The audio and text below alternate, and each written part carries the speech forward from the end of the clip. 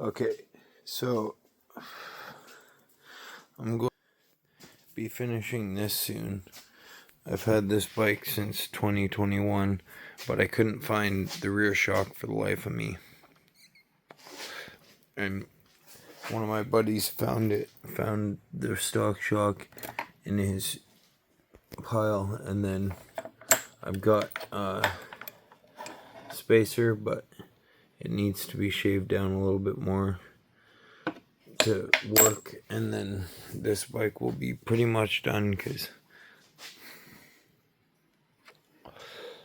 I have cranks for it, but they're on another bike right now. And then the next thing I'm buying off Amazon is fucking some chrome BMX style cranks for this bike.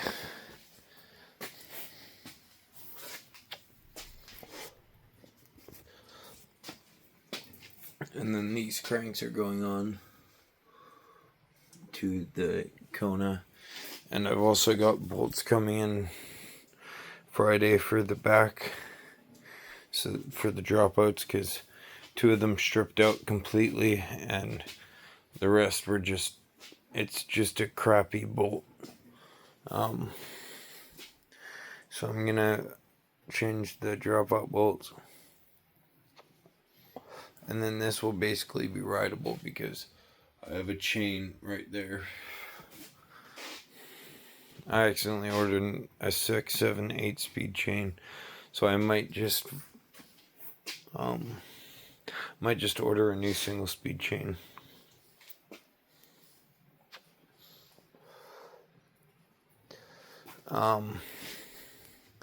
But yeah, when I swapped the lever,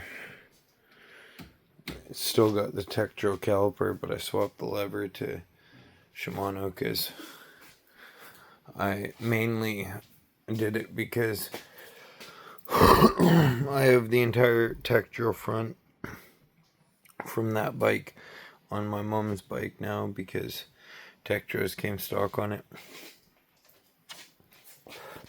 So I wanted to put the rear on it, so I did that.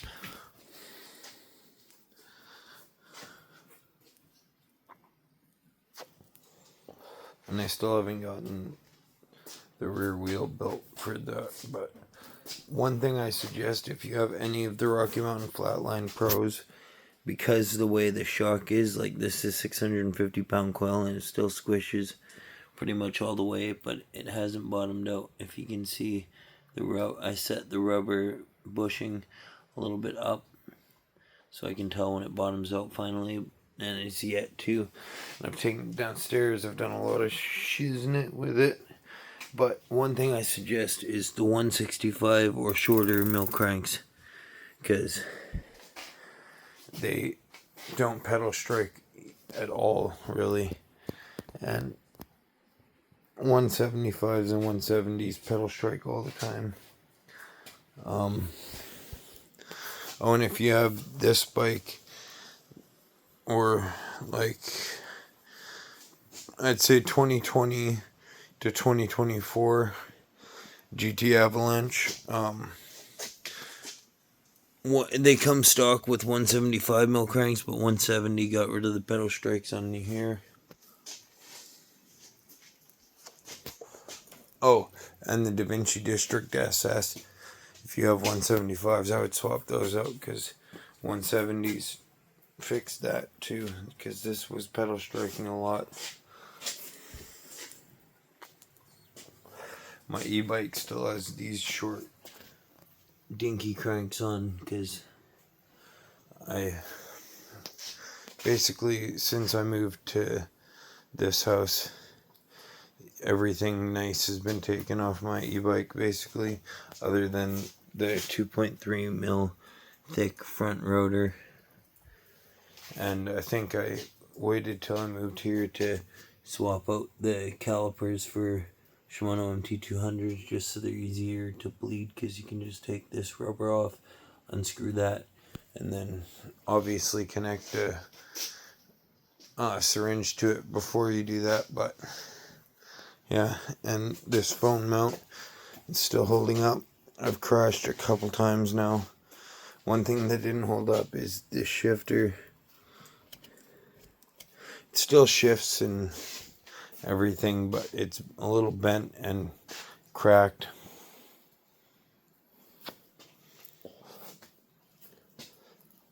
And I want to put another upgrade I'm going to hopefully do soon, along with the chrome 170 mil mountain or BMX cranks on here with the Euro bottom bracket.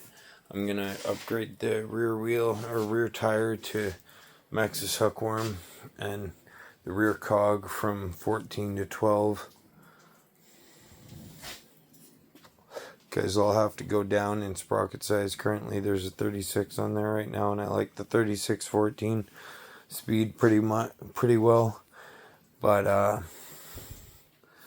I'm definitely going to need a smaller rear cog if I'm putting the BMX cranks on, because I want to run like a 28 tooth max, because otherwise they just look like dinner plates, which is an old school term. But yeah, this is coming together pretty sick. Finally got a seat post in it, one that fits, because when I bought this bike off my buddy, it had a seat post that was like 30.9 or 30.4, and it was grinded down and cut to like this length. This seat post goes in like down to here, because it's a proper full length seat post. And this seat post size is 30.0. And it just so happened to have one on the Norco 125. I bought a Norco 125. I didn't do a video on it because right after I built it up, I sold it to my buddy who's a lot smaller than me, because it was too small. But it was the 125. I'm not sure what year, but it had Vancouver on the down tube. And the Highboy P6. The only thing I have qualms with is the fork. The fork is just bad.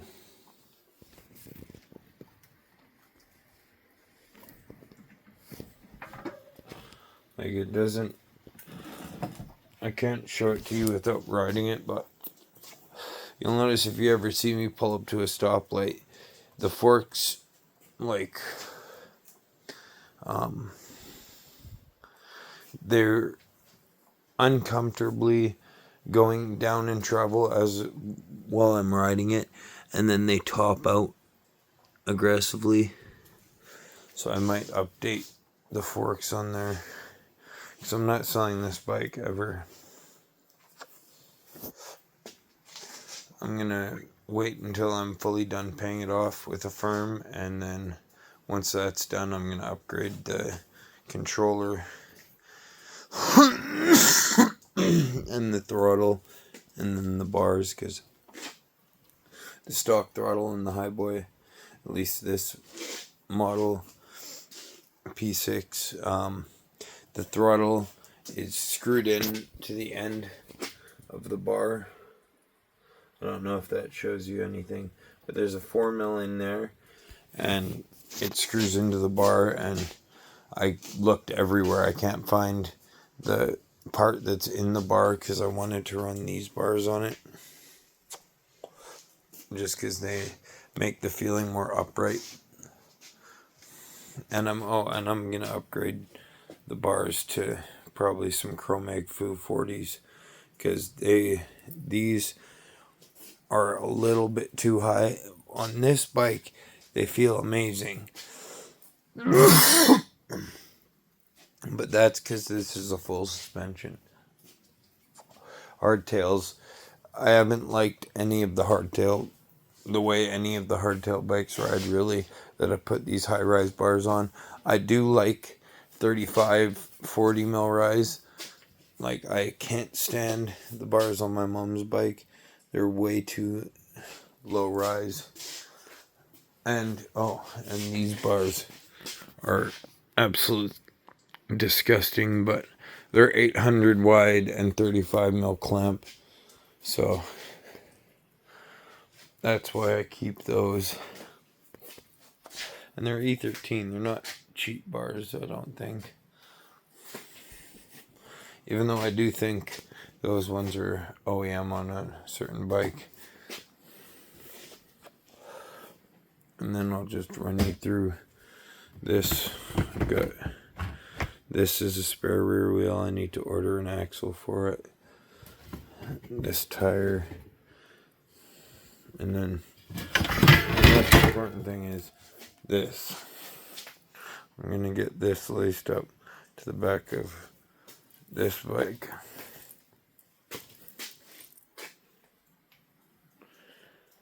To match the front. It won't match the front entirely because this one's a Sunringle MTX, and according to Google, them and Sunrims are two different companies.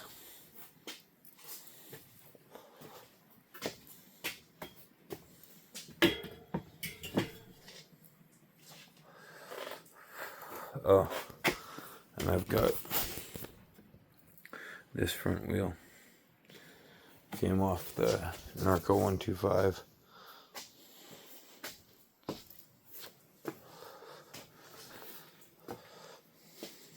Oh, and so did this seat. This bike originally came with that seat, but my stepdad fell in love with it. So I put it on his bike and put the seat off his bike onto my e-bike because I needed a little bit more comfortable seat because I do more sitting than I'd like to on this bike. Mainly because these pedals, especially in the rain, have no grip. But these pedals are stuck on these crank arms because I forgot the pedal washer, and I literally had a pedal washer for that flipping crank arm, but I forgot to put it on when I took the pedals off last, and now the pedal is stuck inside the insert because this is the old school Husfeld cranks by Truvative. And the bottom bracket's brand new, but the cranks are from like 2005 or off an 04 bike. So they've got this stupid insert that I think I can show you now because they still have the insert in most of them. Okay, the insert's not in this one. This one's a different this one's a cross-country style crank though. The ISOFlow ones. And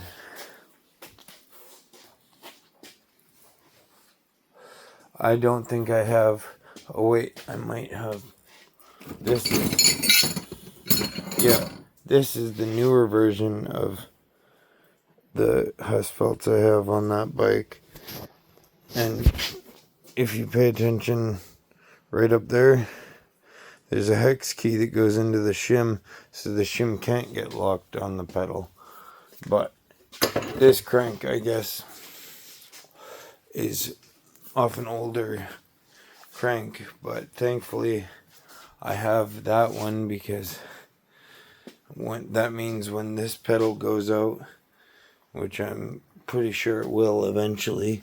I've had them for like 4 years on that bike, and then those are the pedals I had on my e-bike, these ones, but I put them on my stepdad's bike because I bailed big time. My feet kept coming off the pedals when I learned how to jump a full suspension again, and I ended up landing with my cheeks right here, and this tire was not nice to me, and yeah, I won't get too graphic in explaining. I don't have a Patreon or anything yet, so I don't know how that works. But yeah, these pedals are sick. I found out it wasn't the pedals, it was the shoes, because I keep wearing basketball shoes because I always played basketball when I was younger. But I had never had a problem, because normally I wore basketball shoes like the Jordan 1, and then the ones I had when I bailed on this were 20, or no, Adidas, random Adidas ones, and the soles were super rough and like hard, so they don't sink into the pedals as nicely, so it completely was pointless.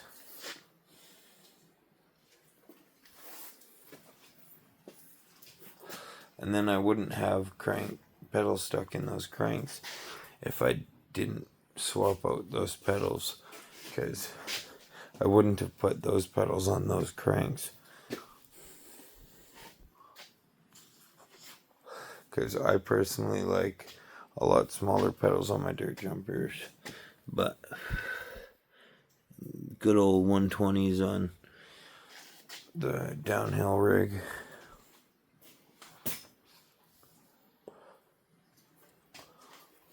And I want to upgrade the fork on this because it only has 160 mils travel right now, because it's got the old Fox 36s.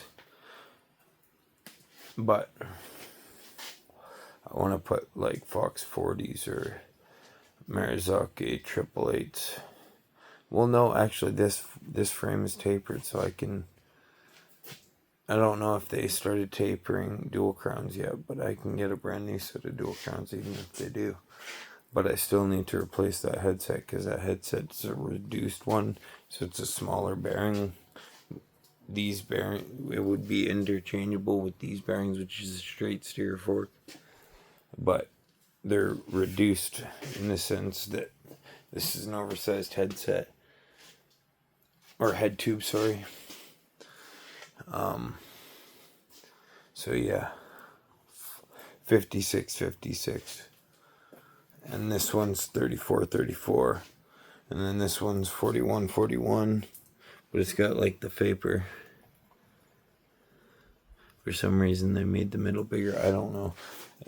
That's my one downside or gripe with the Highboy P6.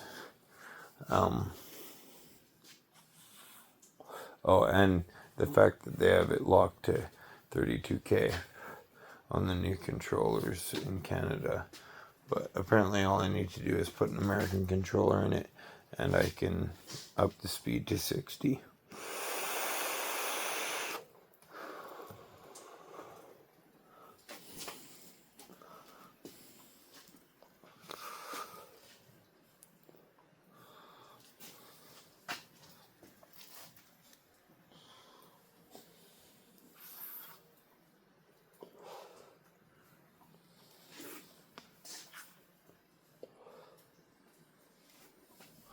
Oh, and since I reset, I've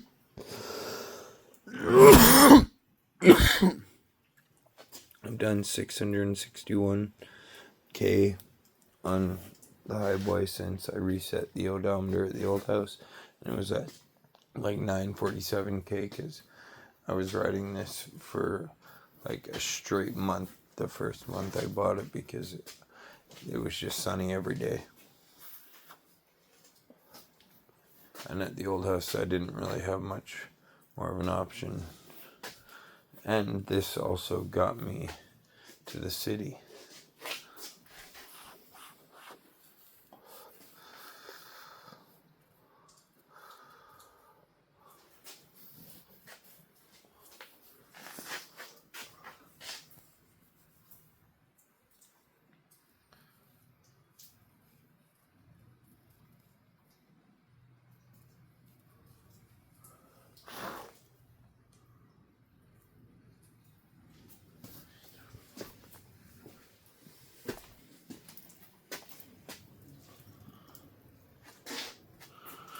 Oh.